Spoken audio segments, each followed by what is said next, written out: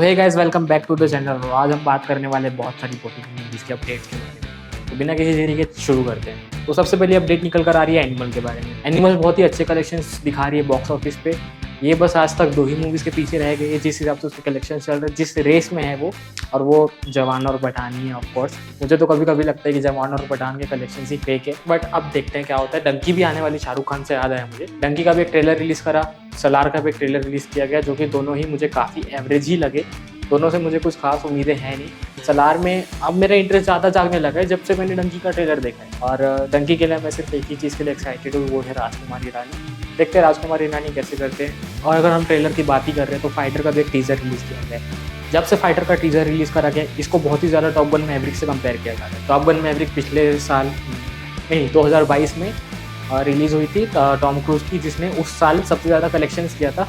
और लॉकडाउन के बाद वो पहली मूवी थी जिसने $1 बिलियन का बॉक्स ऑफिस कलेक्शन पार किया था। और वो मूवी भी ऐसे ही एजेंट्स के ऊपर थी जो कि एयरफोर्स में थे, और उनके ही एयरफोर्स फ्लाइंग जेट्स वाला एक्शन था, और बहुत ज़्यादा सिमिलर था उसका एक्शन फाइटर से।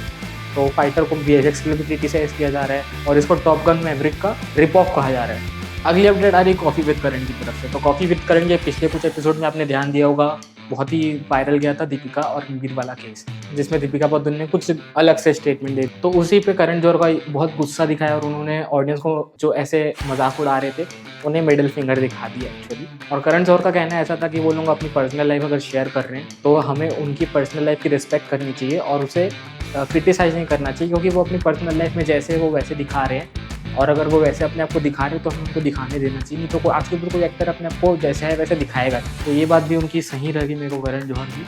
अच्छा, करण जौहर से मुझे याद आया नेपोटिज्म, और नेपोटिज्म से मुझे याद आया नेटफ्लिक्स की आर चीज़, जिसमें शाहरुख खान की बेटी, अमिताभ बच्चन का पोता और जानवी कपूर की बहन यानी कि श्रीदेवी की दूसरी बेटी भी है। और ये पूरी मूवी नेपोटिज्म के एक्टर्स के लिए ही बनी गई है। इस मूवी को एक्चुअली आजकल बहुत ट्रोल किया जा रहा है, क्योंकि इसके एक्टिंग के लिए जैसे कुछ क्लिप्स वायरल निकल कर आ रही है जिसमें बहुत बेकार एक्टिंग की जा रही है। पर मेरा ऐसा कहना है कि शायद वो कैरेक्टर वैसे डिमांड कर रहा होगा, इसलिए वैसे एक्टिंग कर रहे होंगे कैरेक्टर्स हमारे। और मैं थोड़ा बायस भी हूँ क्योंकि वो शाहरुख खान की बेटी है। तो पिछले वीडियो में मैंने आपको बताया था कि सलार के अंदर यश का कैरेक्टर नहीं होने वाला, पर अचानक उस न्यूज़ को काउंटर करने के लिए दूसरी न्यूज़ निकल कर आ रही है कि सलार के प्रीमियर पे एक लड़की, जो बच्ची, छोटी सी बच्ची, उसको परफॉर्म करने के लिए बुलाया गया था। और परफॉर्म करने के बाद बाहर निकल कर उसने ऐसा बोला कि वहाँ पर यश भी थे। तो इसका मतलब साफ साफ समझ आ जाता है कि इसके अंदर शायद यश का कैरेक्टर भी हो सकता है, पर मुझे तो बिल्कुल उम्मीद नहीं है। ये सिर्फ मार्केटिंग स्टंट होगा। और प्रशांत नील का भी ऐसा कहना है कि वो सिर्फ प्रभास का नाम लेकर ऑडियंस को थिएटर तक बुलाना चाहती है, वो किसी और कैरेक्टर का यूज़ नहीं करना चाहते। तो रणबीर कपूर ने भी सलमान खान वाला रास्ता अपना लिया है। जिस तरह से सलमान खान ने रास्ते में ही ये बोल दिया था कि पठान के अंदर टाइगर आने वाला है और टाइगर के अंदर पठान आने वाला है, उसी तरह से रणबीर कपूर ने रास्ते में ही बोल दिया एक अपने फैन को कि रामायण की शूटिंग करने जा रहा हूँ। इसका मतलब ये कंफर्म हो चुका है कि रामायण के अंदर रणबीर कपूर की कास्टिंग हो गई है। और बहुत ही स्ट्रॉन्ग रूमर से निकल कर आ रहे थे कि साई पल्लवी है इस मूवी में सीता माता के रोल में, तो शायद वो भी हो सकती है। और यश शायद इस मूवी को जून जुलाई के टाइम से ज्वाइन करेंगे। उनका रावण का रोल रहेगा, पर वो सिर्फ पहले पार्ट में एक एक्सटेंडेड कैमियो रहेगा, और ये मूवी पूरी तरह से ट्रिलॉजी बनने वाली है। तो यश से याद आया कि यश ने अपनी अगली मूवी टॉक्सिक को भी अनाउंस कर दिया है। और टॉक्सिक एक बहुत ही क्रिटिकली अक्लेम डायरेक्टर बना रही है, जो कि बहुत ही मासेस में पॉपुलर तो नहीं है, पर उनकी मूवी को बहुत ही अच्छा माना जाता है। और यश ने इस मूवी को साइन करने के लिए भी बहुत टाइम लगाया, क्योंकि आपको याद होगा कि 1.5 साल हो गए हैं KGF 2 को आए, और अभी तक यश ने कोई मूवी साइन भी नहीं करी थी। अब उन्होंने मूवी साइन करी है, उसकी शूटिंग स्टार्ट होगी, और फिर ये मूवी हमको 1-1.5 साल बाद देखने मिलेगी। तो एनिमल और सैम बहादुर की भीड़-भाड़ में मनोज वाजपेयी की जोरम और पंकज त्रिपाठी की कड़क सिंह भूल ही गए सब।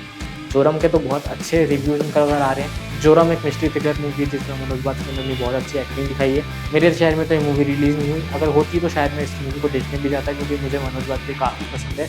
और मनोज वाजपेयी उन एक्टर्स में से एक है जिन्होंने बहुत मैसिव पॉपुलैरिटी हासिल करने के बाद भी अपने आप को अच्छी मूवी की तरफ ढकेले, ना कि कमर्शियल मूवीज़ की तरफ। तो गाइस, ये थी इंडियन मूवीज़ की तरफ से रिलेटेड अपडेट। और भी अपडेट्स सही जानने के लिए हमारे चैनल को लाइक, शेयर और सब्सक्राइब जरूर करें। मिलते हैं अगले वीडियो।